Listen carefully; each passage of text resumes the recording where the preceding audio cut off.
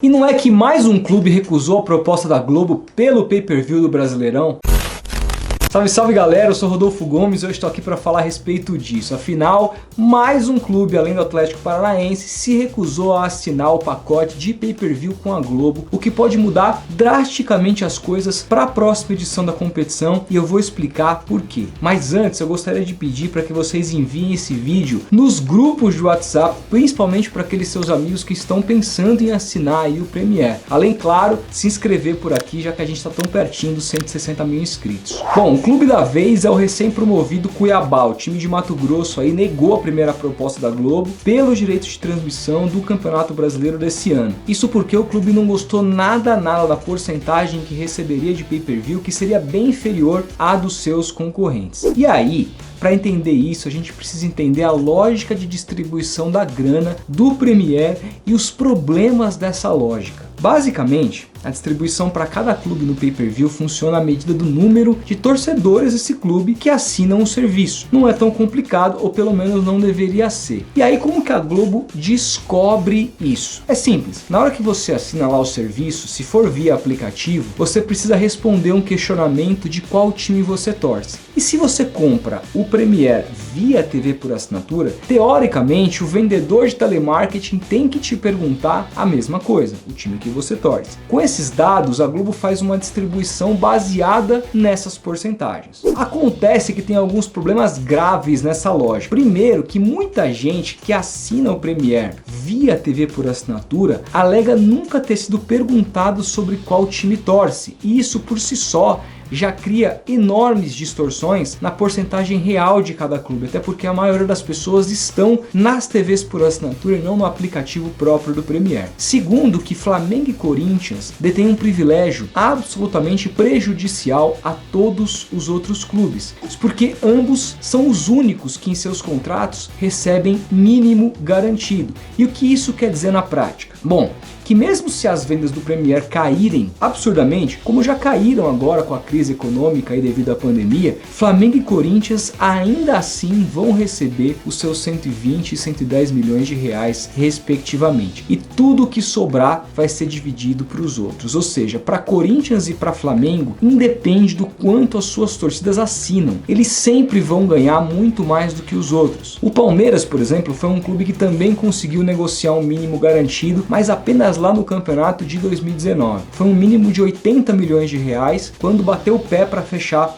com a Globo naquele ano, vocês vão se lembrar. Antes disso, o clube recebia menos do que o São Paulo e com a negociação conseguiu deixar o rival aí para trás, embora nos anos para frente, os anos subsequentes, já não tenha tido mais direito a esse mínimo garantido. Bom, agora que você entendeu minimamente aí a lógica e os graves problemas dessa distribuição, fica mais fácil entender por que o Atlético Paranaense, por exemplo, não aceitou receber ridículos 6 milhões de reais apenas por temporada no pay-per-view da Globo. Isso, gente, corresponde a 20 vezes menos do que o Flamengo ganha. Aí você pode até, de repente, contra-argumentar, dizer: mas Rodolfo, pelo amor de Deus, a torcida do Flamengo é absurdamente maior que a do Atlético Paranaense. O Flamengo movimenta não sei o que mais, a mídia e etc. Não tem como comparar. É óbvio que não dá para comparar. Mas a gente precisa entender, isso é muito importante, que nas principais ligas do mundo, que são um exemplo para o Brasil, porque são ligas que vendem demais, que todo mundo se interessa em assistir mundo afora, lá é extremamente proibido que o clube que ganha mais receba mais do que 3 vezes o valor do que o clube que ganha menos. Ou seja, só para dar um exemplo, o Real Madrid na Espanha, desde a intervenção governamental que aconteceu lá em 2015, ele não pode ganhar mais de 3 vezes do que os direitos de TV que o Getafe, por exemplo. Isso vale para a Itália também. E na Inglaterra eles conseguem equilibrar isso ainda mais. Tudo isso visa o quê? Equilibrar o nível do campeonato, para que ele seja um produto melhor para quem compra. E aí, se tornando um produto melhor e mais atrativo, a tendência é que o campeonato venda mais em solo, tanto nacional como internacional, porque as pessoas vão passar a se interessar mais. E com isso, todos os clubes ganham juntos. O Flamengo, por exemplo, num campeonato forte, ele vai ser muito maior do que ele é hoje, disputando um campeonato fraco. E a marca do Flamengo vai ser muito mais valorizada, com chance inclusive de ser internacionalizada. Não tem muito segredo. Portanto, ainda que o modelo de pay-per-view próprio do Atlético Paranaense não seja tão lucrativo assim, embora a gente não não tenha de fato os valores, eles preferem fazer por si só do que estarem inseridos numa lógica tão perversa quanto essa de distribuição do Premier da Globo. E faz todo sentido. Tanto faz sentido que agora chegou a vez do Cuiabá recusar a proposta da Globo. E veja, se o Atlético ia receber apenas 6 milhões por ano, quanto será que a Globo propôs para o Cuiabá? Certamente ainda menos do que isso. E aí, convenhamos, não tem que aceitar mesmo, tem que bater o pé. Assim como todos os outros clubes que assistem essa aberração, que é Flamengo e Corinthians, receberem mínimos garantidos, deveriam fazer também, pelo menos para os contratos a partir de 2024. O ideal, gente, seria encaixar o pay-per-view na mesma lógica de distribuição da TV aberta e da TV fechada, ou seja, 40% distribuído igualitariamente, 30% de acordo com a classificação final do campeonato e 30% de acordo, e aí sim, com a venda de cada clube. Se nós já vencemos aí essa barreira de distribuição de renda na TV aberta, por que a gente não pode vencer também no pay-per-view? Basta querer e brigar contra os interesses próprios de Flamengo e Corinthians, até porque os dois sozinhos não podem com 18 times, por maior que eles sejam e por maiores que sejam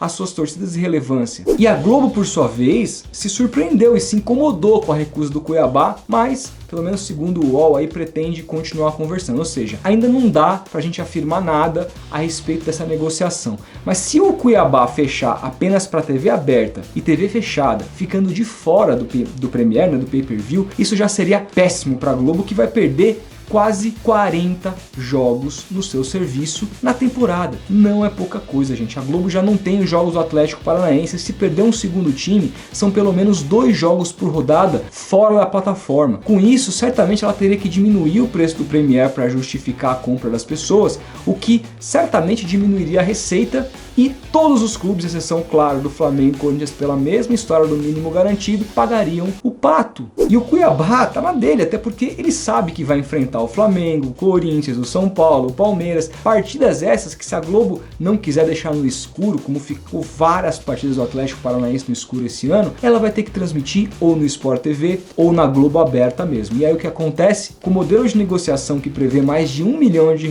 para o time que aparece na TV aberta, o Cuiabá pode arrecadar muito mais no montante final do que fechando o pay-per-view com a Globo. Até porque o Atlético Paranaense em 2019 deu aula de como fazer isso. Ninguém arrecadou mais em TV aberta do que o Atlético Paranaense em 2019. Outra possibilidade é copiar a estratégia de 2020 do próprio Atlético Paranaense e lançar o seu pay-per-view próprio, mas aí certamente teria uma briga jurídica, que já que a MP do futebol ela não foi para frente, a gente voltou para a legislação da Lei Pelé. O Atlético Paranaense venceu porque no momento que ele iniciou o pay-per-view próprio, a MP estava em vigor, diferentemente do que aconteceria com o Cuiabá. Sem contar que nesse momento seria especular demais. Agora, o mais inteligente para a Globo não tem o que fazer, é dar o braço a torcer e pagar o que os dirigentes do Cuiabá estão pedindo, ou tentar chegar no meio termo. Mas para a Globo não é nada interessante perder esse contrato. Já para o Cuiabá, resta continuar sendo firme e não temer em absolutamente nada, em dar uma banana para a Globo e para essa lógica perversa de distribuição do pay-per-view atual. E parecem muito inteligentes os dirigentes do time do Mato Grosso, e eu estou muito curioso para saber como que essa história vai acabar. Quem que será que vence essa queda de braço na mesa de negociações? Comenta aqui embaixo.